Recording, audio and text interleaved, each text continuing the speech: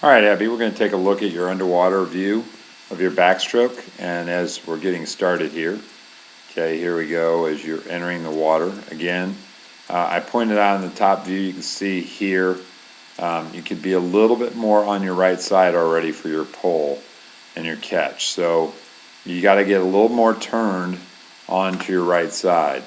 So I get this pencil here. You need to be turned a little bit more downward with your hip, okay, and the same thing with your shoulder. So we want to be turned a little bit more onto our right side as we're entering the water.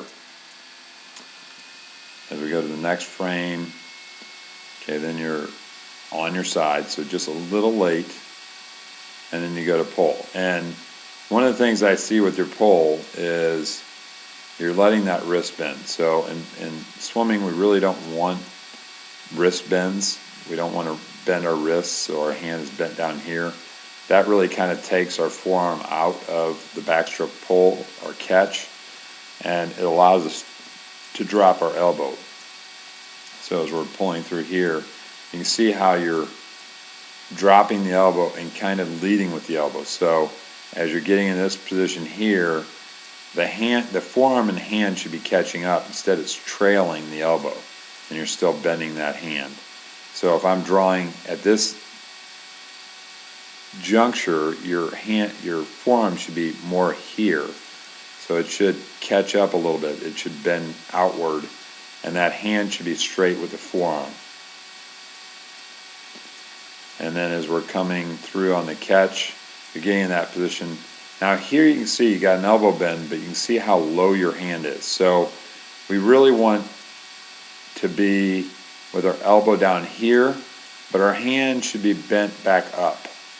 Okay, and you can see on yours, your elbow's there, but then your hand is a little bit lower than the elbow. So you're bending the elbow, but you're not really coming up with the hand. So the hand is really low and really low through the catch, and it should be closer to right where your suit line is.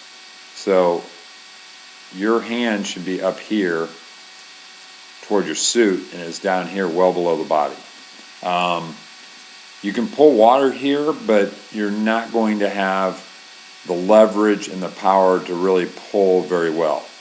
So because your arm's so low below your body. So you want this bend here, but you want the hand to come back up. So you want that bend with the hand right up near your suit line, and that will help you pull with a little more power in your pull. And again, you can kind of see where your hips are riding. So with your pull that low, your hips are down, and they're a little bit low in the water. We want to be very high with the hips. We want the hips up here towards the surface of the water, very high. Okay, Abby, as we move forward, then the hips come up a little bit, and then you finish the stroke low again. And when we were watching the backstroke video, they were talking about this and finishing not low and away from your body, but trying to finish just below your hips. Okay, when you finish this low, look at the distance from the water surface to your hand. So that's going to take you, 2 feet at least to get your thumb up to exit the water and get that rotation initiated as the other hand's entering the water. So a lot of your issues with stroke rate are created by this very low finish of your stroke. And that's where we're going to have to kind of work on getting your finish of your stroke closer to your hip so that rotation happens a little bit quicker in line with your stroke. So a little low on the other side as well, but we can see just holding that hand low and trying to pull from such a low position with that right arm.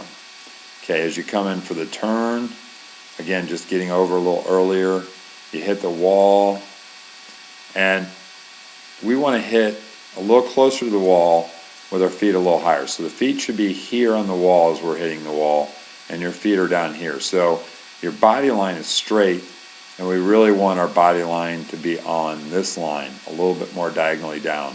So the feet are above the ankles, the ankles are above the knees are above the hips, and the hips are above the shoulder.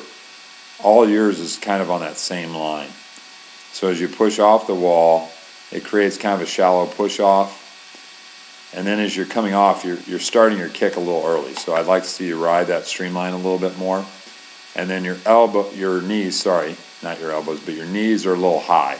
So you're driving your kick from your knees, not so much from your core. So we don't want our knees to be that far out of our body line. So this is good here, great streamline. The hips will come up just slightly, but the knees should be here in terms of the kick. So you got more of your core into the kick. And we can see how high above that line your knees are. And then as you kick out, you can just see it's a little more legs, but the upper body is very still, and that's what we want to have. And then your breakout, and then again with this left arm, we can see how the hand is, again, a little low, but then it's angled, so it's angled towards the bottom of the pool. So you're sliding the hand a little bit.